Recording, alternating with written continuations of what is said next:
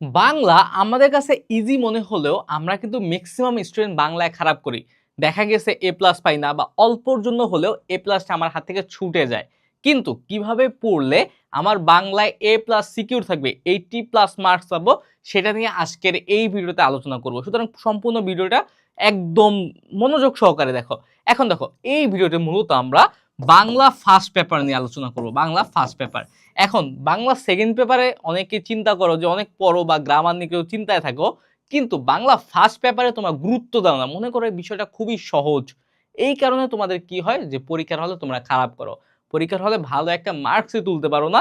দেখা গেছে অনেক ভালো ভালো স্টুডেন্ট আছে যারা হচ্ছে 70 পায়, 70 পায়, কিন্তু 70 পাওয়ার পরেও তারা এ প্লাস স্টার পায় না। এটার কারণ কি? কারণ হচ্ছে তারা কিছু সিলি মিস্টেক করে। এই মিস্টেকগুলো করবা না। তুমি যদি মোটামুটি মানের স্টুডেন্ট থাকো বা খারাপ মানের স্টুডেন্ট থাকো, এই কয়েকটা টেকনিক তুমি জেনে রাখো, 5টা টেকনিক।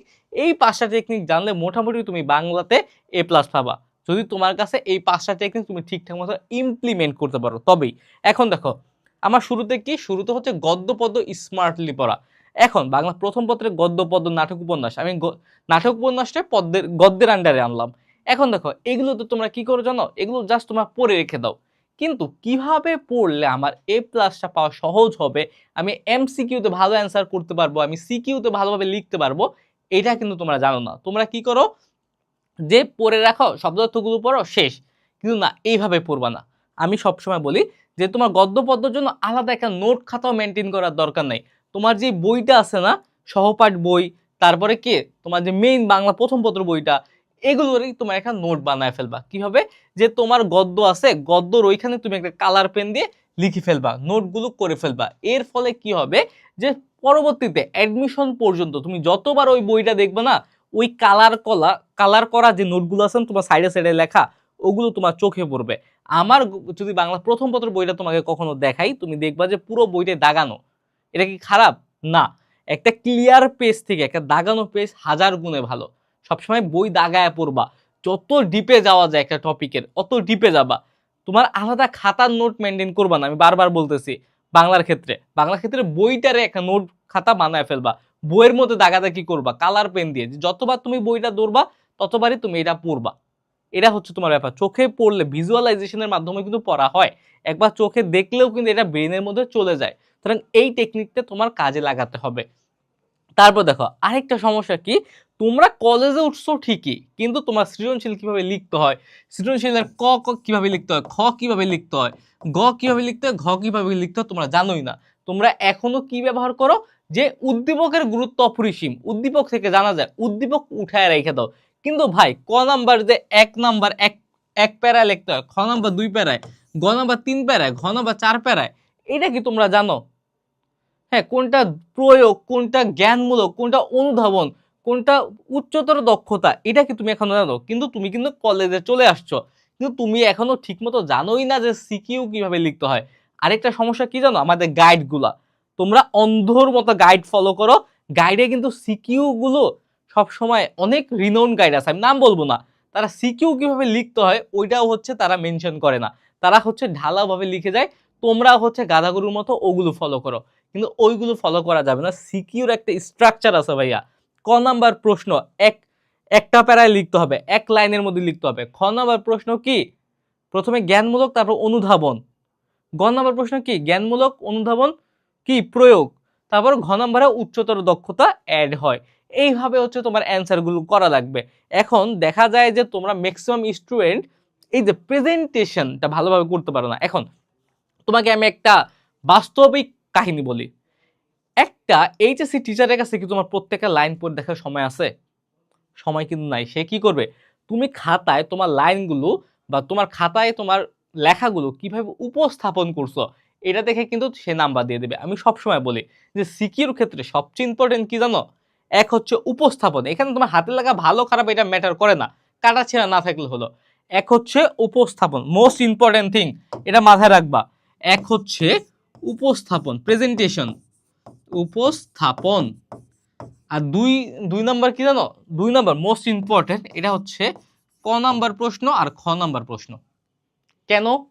কারণ যে ক নাম্বার আর খ নাম্বার প্রশ্ন পারে, টিচার ধরেই নেয় যে ও হচ্ছে গ পারবে। এই ক নাম্বারটার খ নাম্বারে চেষ্টা করবা যে কখনোই যাতে ভুল না হয়, কখনোই না। আর গ আর ঘ, আর তিনে গ আর ঘ, এই দুটো অ্যান্সার করার জন্য সবসময় কি করবা জানো, পাঠ পরিচিতি আছে না, শেষে পাঠ পরিচিতি থাকে, ওই পাঠ পরিচিতি পড়বা, পাঠ পরিচিতি পড়বা। তাইলে তোমার এইটা নিয়ে কোনো সন্দেহ থাকবে না, এটা নিয়ে কোনো ভুল ভ্রান্তি হওয়ার সিস্টেম থাকবে না। ক তো মুখস্থ, এটা বই থেকে ভালোভাবে পড়ে নিবা। আর গ আর ঘ পাঠ পরিচিতি, যারা আমাদের ক্লাসগুলো করছো তাদের কিন্তু আমরা ক্লাসে বারবার বলে দিছি, বারবার আমরা কোনগুলো তুমি পৃষ্ঠায় লিখে রাখবা ওগুলো দিয়ে দিছি। এই এ প্লাসটা একটা আপেল না যে তুমি মুখে ঢুকায় ফেললা, এই এ প্লাসটা কিন্তু পাওয়াটা খুবই কঠিন, আর অনেক কঠোর পরিশ্রমের মাধ্যমে এ প্লাস পাওয়া লাগে, সুতরাং এটা করবা। আর আরেকটা ব্যাপার, এটা তো গেল সিকিউ। এখন সিকিউ তুমি যতই ভালো লেখো, তোমার কি 10-এ 8-এর বেশি দিবে? 8-এর বেশি দিবে না। কিন্তু দেখা গেছে এই যে সমস্যা কি, গেম চেঞ্জার হচ্ছে এমসিকিউ। এমসিকিউতে তুমি 30ই পাওয়া সম্ভব, এমসিকিউতে 30-এ 30 পাওয়া সম্ভব, কিন্তু সিকিউতে কখনো তুমি ফুল মার্কস পাবা না। এখন এমসিকিউতে যদি তুমি 20 মার্কস পাও, 10টা যদি ভুল যায়, তোমার শুরুতেই তো এ প্লাস বাদ। সুতরাং এমসিকিউতে চিন্তা করবা যে 29-এর কম যাতে একও না নামে, 29, এটা হচ্ছে তোমার, যদি 29-এর জায়গায় 28ও নেমে যায়, মনে করবা তুমি ফেল করছো। একটা মানুষের ভুল যেতে পারে, আমি মনে করি একটাও ভুল যাওয়া ঠিক না, কিন্তু একটা মানুষের যেতেই পারে যেহেতু আমরা মানুষ, কিন্তু এই একটার বেশি যাতে ভুল না হয়, তাইলে এ প্লাস থাকবে না। এমসিকিউতে তোমার একদম কাট সাট মার ভাই, এখানে কাটার কোনো ওয়ে নাই। সুতরাং তুমি যদি এখানে যদি 30-এ 30 পাও, তাহলে এমনিই 50 পেয়ে যাবা, ওই 60টা সৃজনশীল লিখলে 50 পেয়ে যাবা। কিন্তু এখানে যদি 30-এর কম চলে যায়, তখন কিন্তু একটা রিস্কি একটা পজিশনে তুমি পড়ে যাবা। সুতরাং এমসিকিউতে সবসময় ফুল মার্কস রাখতে হবে, এটা 3 স্টার, এটা 3 স্টার। আরেকটা 3 স্টার কোনটা, আরেকটা 3 স্টার এইটা, আরেকটা 3 স্টার এইটা, এগুলো মাথায় রাখবা। তারপর দেখো রাইটিং প্র্যাকটিস, রাইটিং প্র্যাকটিসটা খুব দরকার ভাইয়া। তোমরা কি করো, আর্টসের স্টুডেন্টদের একটা সমস্যা, সায়েন্সেরাও তো তার ম্যাথ প্র্যাকটিস করে, ফিজিক্স কেমিস্ট্রি প্র্যাকটিস করে, কিন্তু তোমরা একটা কি করো, যে বই পড়ো শেষ, আর কিছু তোমরা কবে যে লাস্ট খাতা কলম নিয়ে বসছো একটা সৃজনশীল লিখছো পরীক্ষার বাদে, আমার ভাই মনে হয় না। সুতরাং তোমার রাইটিং প্র্যাকটিসটা করা লাগবে, কারণ সৃজনশীল তোমার অনেক লেখা, আর্টসের লেখার অভাব নাই ভাই, আর্টসে যত লিখবা তত বেশি নাম্বার, এটাই সত্যি। সুতরাং তোমার বেশি করে লিখতে হবে, এই লিখলেই তোমার টাইম ম্যানেজমেন্টটা বাড়বে। তুমি একটা সৃজনশীলের 20 মিনিটের বেশি পাবা না কখনোই, 20 মিনিট, এখন 20 মিনিটে তো তোমার শেষ করা লাগবে। তোমার ক খ 1 পৃষ্ঠা, গ 1.5 পৃষ্ঠা, ঘ 2 পৃষ্ঠা, এই লেখাগুলো তোমার প্র্যাকটিস করা লাগবে 20 মিনিটের মধ্যে। এই 20 মিনিট করে তোমার 60টা সৃজনশীল শেষ করা লাগবে, এটা কিন্তু নেহাত কম সময় না। সুতরাং তোমার যদি রাইটিং প্র্যাকটিস না করো, তুমি এ প্লাস পাবা না। রাইটিং প্র্যাকটিস করলে তোমার হাতের লেখা সুন্দর হবে, উপস্থাপনাটা বুঝতে পারবা, তারপরে তোমার যে টাইম ম্যানেজমেন্ট আছে এটাও ইনক্রিজ হবে। ওকে, তাহলে এই কয়েকটা দিক জিনিস যদি তুমি একটু খেয়াল রাখো, এগুলো কিন্তু কঠিন কিছুই না, একদম ফলো করা একদম ইজি, ফলো করলে এ প্লাস ইনশাল্লাহ নিশ্চিত, এ প্লাস পাবাই। এটা হচ্ছে বাংলা প্রথম পত্রের, বাংলা দ্বিতীয় পত্রেরটাও আমি বলে দেবো, খুব শীঘ্রই ভিডিও আমি দেবো। ওকে, তাহলে এই কয়েকটা জিনিস তুমি জাস্ট ফলো করে প্র্যাকটিস করা শুরু করো, এগুলো মাথায় রাখো, তাইলেই হবে। বই দাগাও, বেশি করে বই দাগাও। ওকে, এই হচ্ছে আজকের ভিডিও, আবার দেখা হবে, সেই পর্যন্ত সুস্থ থাকো, ভালো থাকো, আসসালামু আলাইকুম।